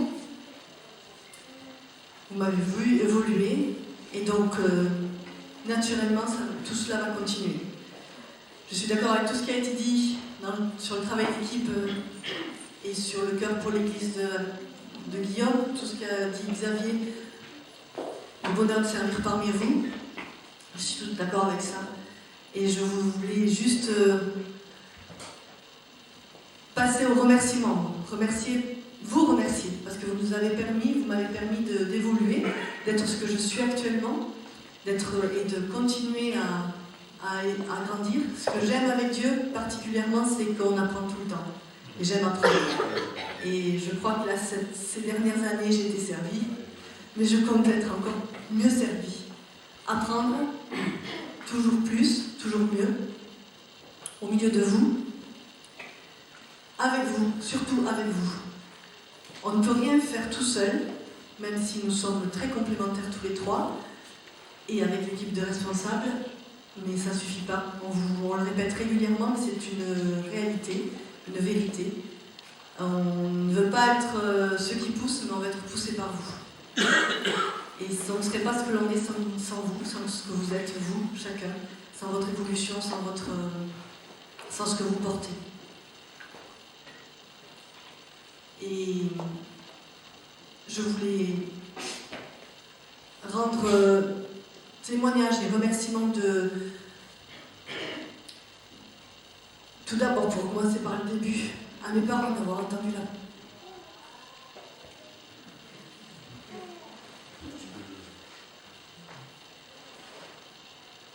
Je prends le plan, d'avoir entendu l'appel de Dieu pour Ange et d'y avoir répondu. Il ne suffit pas d'entendre, il faut aussi répondre. D'avoir accepté de vivre ce qu'ils ont vécu et d'avoir donné, de nous avoir poussés, chacun de nous, d'avoir mis en nous l'amour pour l'Église. En nous, je parle de mes frères et sœurs. Je voulais vous remercier à vous, les anciens de l'Église, les ancêtres. Je suis aussi l'ancêtre. Ça a été dit plusieurs fois. De m'avoir accompagnés. Et je vous remercie à tous qui êtes présents ici de continuer à nous accompagner. Et je vous aime de tout mon cœur. Vous êtes chers à mon cœur. Tous. Et tous ceux qui nous rejoindront pour accomplir l'œuvre que le Seigneur nous a demandé d'accomplir. Merci à vous.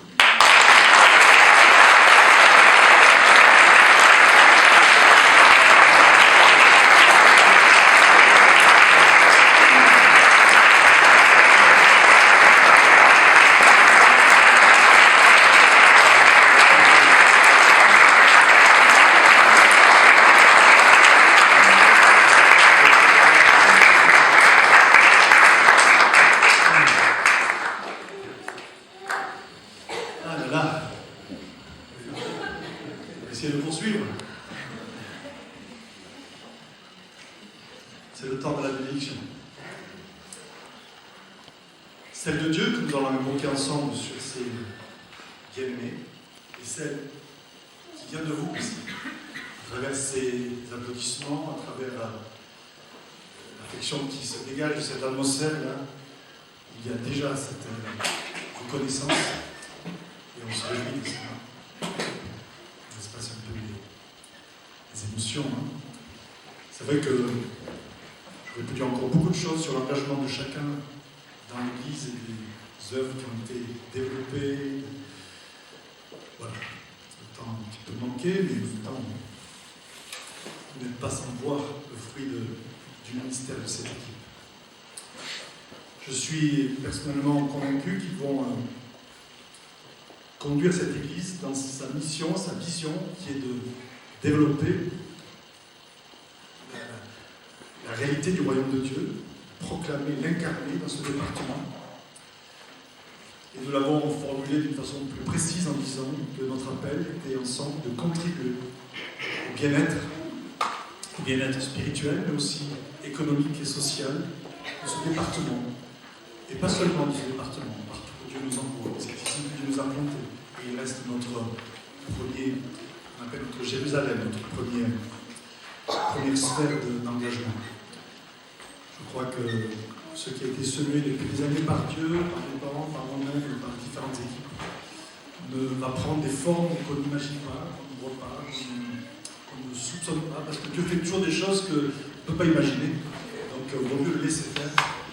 Et dans quelques années, nous verrons l'œuvre de Dieu encore plus belle, encore plus forte, puisque nous avons pu déjà la voir, et plus bonne, plus forte que ce que nous avons pu déjà en rêver. Amen. Ce temps de bénédiction, c'est un temps d'échange. Et comme je fais chaque fois pour l'établissement ministère, je vais vous interpeller, Église, pour donner votre accord. Vous savez, dans le 1er siècle, on élisait les évêques à l'applaudimètre. C'est-à-dire qu'à l'acclamation, ça peut être média, à l'acclamation, on présentait candidats et c'était les acclamations du peuple qui faisaient l'établissement. C'est très bon, n'est-ce pas? Eh bien, je vais vous poser quelques questions de reconnaissance par rapport à ces ministères, d'accueil, de confiance, auxquels je vous demanderai de répondre par acclamation. Et d'abord, je vais vous inviter à me rejoindre pour que vous sachiez de qui il s'agit. Et avant de procéder à cette sorte d'accord mutuel, je voudrais lire quelques textes d'écriture concernant la responsabilité des ministères envers l'Église et la responsabilité de l'Église envers les ministères. D'abord, envers les ministères envers l'Église. Marc chapitre 10, verset 42. Jésus les appela et leur dit: vous savez que ceux qu'on regarde comme les chefs des nations les tyrannisent et que les grands abusent de leur pouvoir. Il n'en est pas de même parmi vous. Et quiconque veut être grand parmi vous sera votre serviteur. Et quiconque veut être le premier parmi vous sera l'esclave de tous. Car le Fils de l'homme est venu, non pour être servi, mais pour servir et donner sa vie en rançon pour vous. 1 Pierre chapitre 5, verset 1.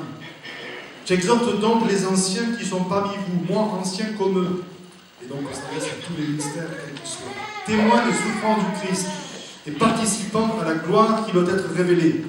Faites paître le troupeau de Dieu qui est avec vous, non par contrainte, mais volontairement, selon Dieu, ni pour un gain sordide, mais de bon cœur, non en tyrannisant ceux qui vous sont confiés, mais en devenant les modèles du troupeau. Et lorsque le souverain pasteur paraîtra, vous remporterez la couronne incorruptible de la gloire. Les textes de l'Église envers ceux qui lui sont donnés comme conducteurs. 1 Thessaloniciens chapitre 5, verset 12. Nous vous demandons, frères, d'avoir de la considération pour ceux qui travaillent parmi vous, qui vous dirigent dans le Seigneur et qui vous avertissent. Ayez pour eux la plus haute estime, avec amour, à cause de leur œuvre. Soyez en paix entre eux. Et dernier texte, Hébreux 12, verset 17. Obéissez à vos conducteurs et soyez leur soumis, car ils veillent au bien de vos âmes, dont ils devront rendre compte. Faites en sorte qu'ils puissent le faire avec joie et non en gémissant, ce qui ne serait pas à votre avantage. Je ne commenterai pas ce texte, on parle quand même dans une pause là, comme dans ce moment de bénédiction. Amen. On va commencer par l'engagement de l'équipe. Alors, je ne vais pas faire un engagement individuel, c'est un engagement d'équipe. Équipe de direction, c'est un peu impersonnel. Patricia, Guillaume, Xavier, êtes-vous prêts, es-tu prête, équipe, à répondre à l'appel de Dieu et de cette Église? Est-ce que vous vous engagez à servir Dieu, Père, Fils et Saint-Esprit, son Église, avec humilité, dans un esprit de service et dans la fidélité à l'Écriture et dans la communion de ses ministères?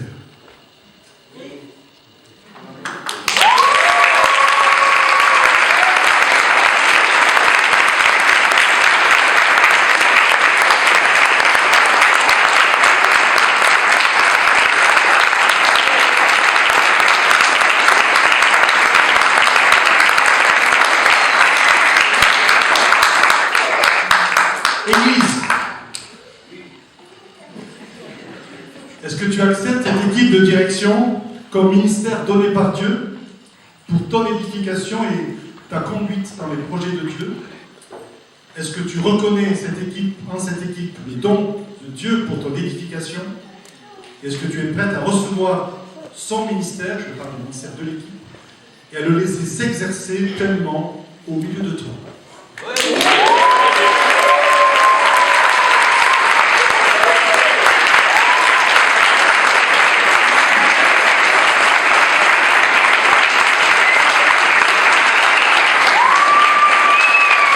Alléluia!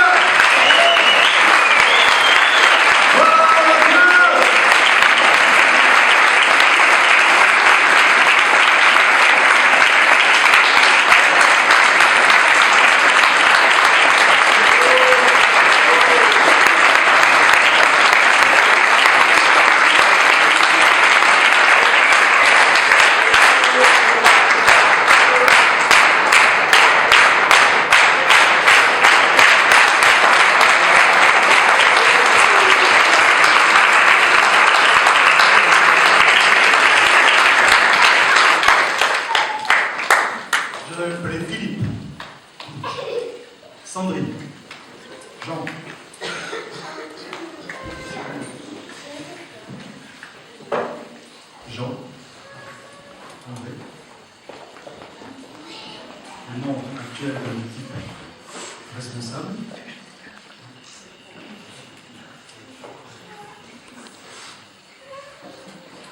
Et pendant ce temps, là où nous préparons à bénir sur cet engagement mutuel, je veux aussi continuer de balayer l'éventail de ceux qui servent. Alors, je ne vais pas tous, par manque de temps, les mentionner, mais à cette équipe de responsables est associé un conseil d'administration aussi. Dans ce conseil d'administration, beaucoup en font partie ici. Mais il y a aussi Louis, qui officie en tant que trésorier depuis des années. Il y a Isabelle, qui fait un vrai boulot de comptabilité depuis des années aussi. Et je pense qu'au niveau de compensation, on est sur le...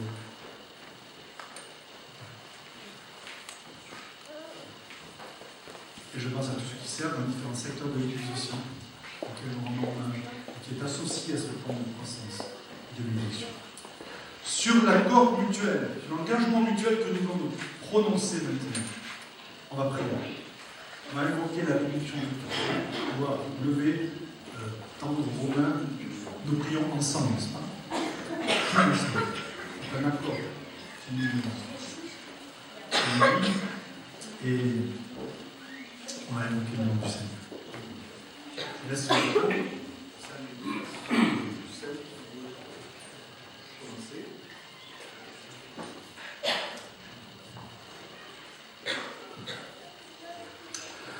J'ai une parole tirée de l'apôtre Paul au Corinthiens, à la deuxième, au chapitre 6, et verset 13, lorsqu'il leur dit: n'êtes pas les trois dans vos entrailles, élargissez-vous. Le sentiment que j'avais, c'est que Jean-Marc a donné une impulsion d'élargissement de par la vision apostolique du Seigneur. Mais ce que je sentais, c'est qu'il ne fallait pas pour vous, pour votre équipe, rester aux acquis, mais continuer à chercher et à développer cette dimension apostolique qui a été insufflée par Jean-Marc. Et je crois qu'il y a des choses dans lesquelles Dieu va vous impliquer que vous ne soupçonnez pas et qui vont continuer à être la richesse aussi de vos vies et une richesse pour le corps tout entier. Merci Père pour les dons que tu as donnés à l'Église. Nous reconnaissons. Nous demandons la faveur de Dieu sur nous.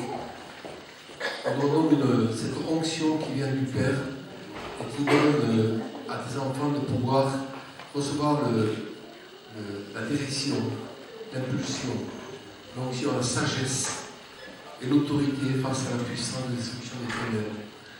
Nous proclamons, Seigneur, que cette équipe est une équipe de gouvernement, d'autorité, et qu'elle a une audience dans le ciel, comme elle a une audience sur la terre.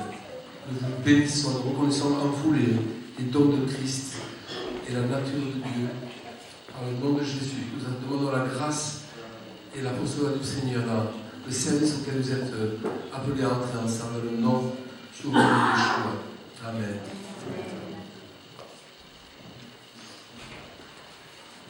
J'ai quelque chose à dire. Un encouragement pour vous, mais aussi pour vos parents et ceux qui ont des enfants, c'est l'héritage. La prière fervente du juste, de la part de M. Philippe et Marie-Rose, les parents petits. Voilà. Ça, c'est pour moi l'incarnation de la concrétisation de l'héritage et de la fidélité dans la prière et dans l'intercession. Et moi, j'aimerais, au travers de la bénédiction qu'on peut leur donner, encourager les parents aussi, même, et je faisais partie de ces gars-là, qui ne marchaient pas toujours droit. Un jour vient où Dieu répond à la prière du juste. Et ça, c'est un encouragement. Et ça doit être un encouragement pour chacun d'entre nous. La deuxième chose, ça s'adresse plus à toi, Patricia. Tu es une formidable administrative. Ça, c'est une réalité. C'est une petite information, c'est un appel de Dieu. On peut dire tout ce qu'on veut là-dessus. Mais je crois pouvoir te dire une chose. Ne te planque pas la lèvre. Tout à l'heure, tu disais, regardez bien, c'est peut-être, ça ne sera pas souvent, et moi je pense que ce n'est pas juste. Il y a des choses à apporter au-delà de l'administratif. Et comme je rejoins tout à fait ce que disait André, ok, élargis. Lâche tes entrailles, petit peu. Ok?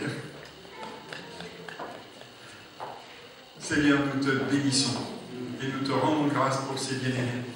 Merci pour qui ils sont. Merci pour l'appel que tu leur as adressé, mais merci aussi pour la réponse qu'ils t'ont donnée. Merci pour ta fidélité à leur égard.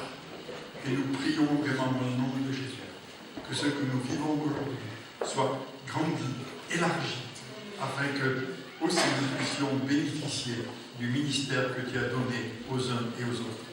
Te rendons grâce vraiment pour cela. Merci pour qui ils sont. Merci pour leur service, leur sincérité, leur amour. Et Père, nous te bénissons vraiment. Et nous les bénissons dans le nom de Jésus. Amen.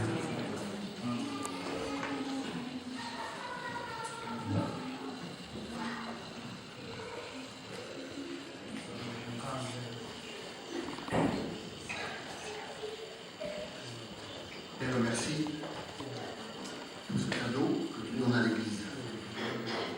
Nous aimons l'Église, Seigneur. Nous l'aimons de tout notre cœur.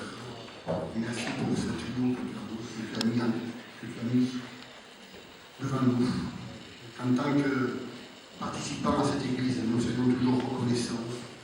Nous soyons toujours à l'écoute de leurs besoins aussi, de leurs questionnements, de leurs désirs. Et que nous puissions nous faire des gens qui veulent toujours prendre d'eux, mais que nous puissions aussi leur apporter notre soutien, notre amour, notre vérité, notre transparence, qui puisse à son tour faire de chacun de nous dans l'Église, qu'ils ne sont pas seuls, mais que nous sommes avec eux dans leur ministère. Nous prions ensemble que la bénédiction reporte sur eux, dans leur maison, dans leur famille. Et je vous vois comme un schéma, je vous vois comme des maillons, et ces maillons vont se fortifier de plus en plus dans le passé. Et ces maillons vont s'élargir aussi, parce que votre ministère n'est pas juste au sein de l'Église, il y a aussi un ministère pour chacun de vous, indépendamment, extra-local aussi. Et nous sommes pas perdre de vue. Et nous bénissons en tant qu'Église. Et nous disons que nous vous aimons, nous sommes à vos côtés. Amen.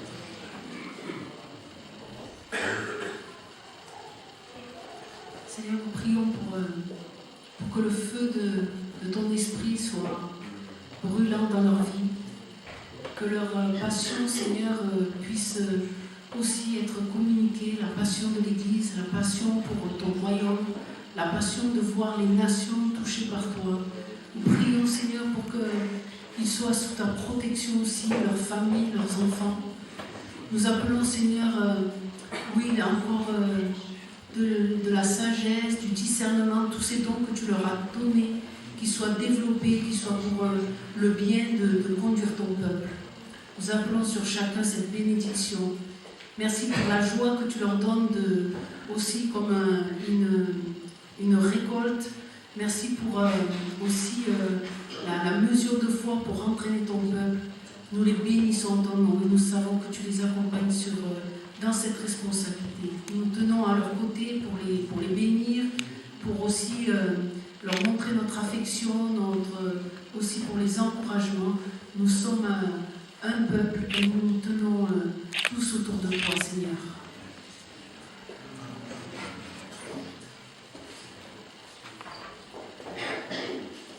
Seigneur, merci parce que nous pouvons reconnaître ton œuvre et nous accueillons ces bien-aimés, l'équipe qu'ils forment comme un don de toi.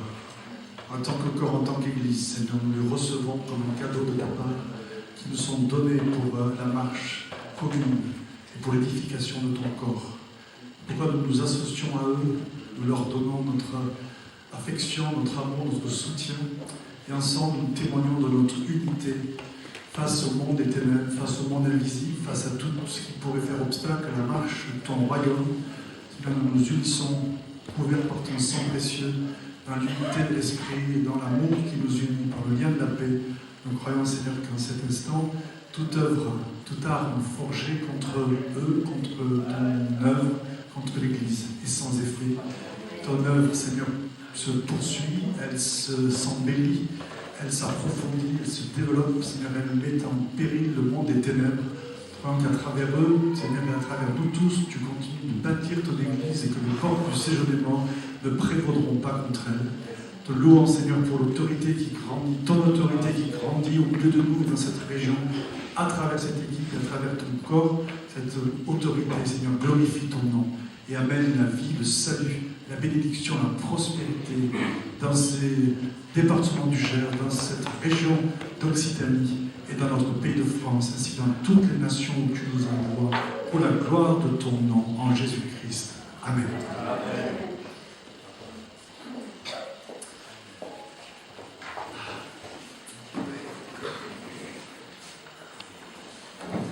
On a envie de louer Dieu. Hein. Moi, j'ai un vieil loi qui est dans ma tête, là, mais je ne sais pas si...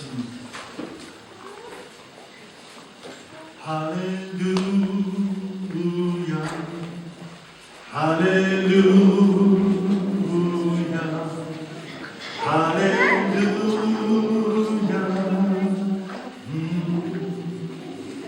Alors les anciens. Alléluia, Alléluia, Alléluia, Alléluia, Alléluia.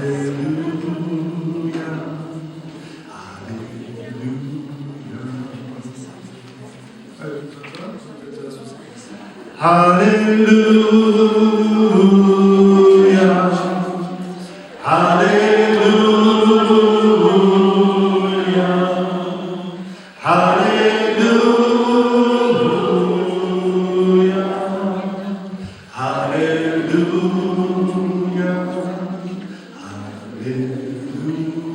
Dernière fois. Alléluia, Alléluia, Alléluia, Alléluia, Alléluia.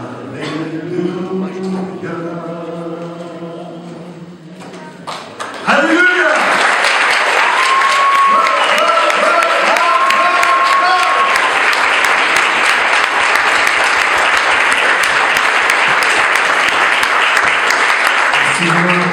Alors, nous sommes très heureux de pouvoir prolonger ce temps par l'apéritif dînatoire qui est dressé donc dans le grand salon. Vous êtes tous conviés à ce temps de convivialité, de fraternité. Nous remercions Philippe et Anne Massas pour la préparation de cet apéritif et nous vous convions tous à nous rejoindre. Soyez bénis et à bientôt.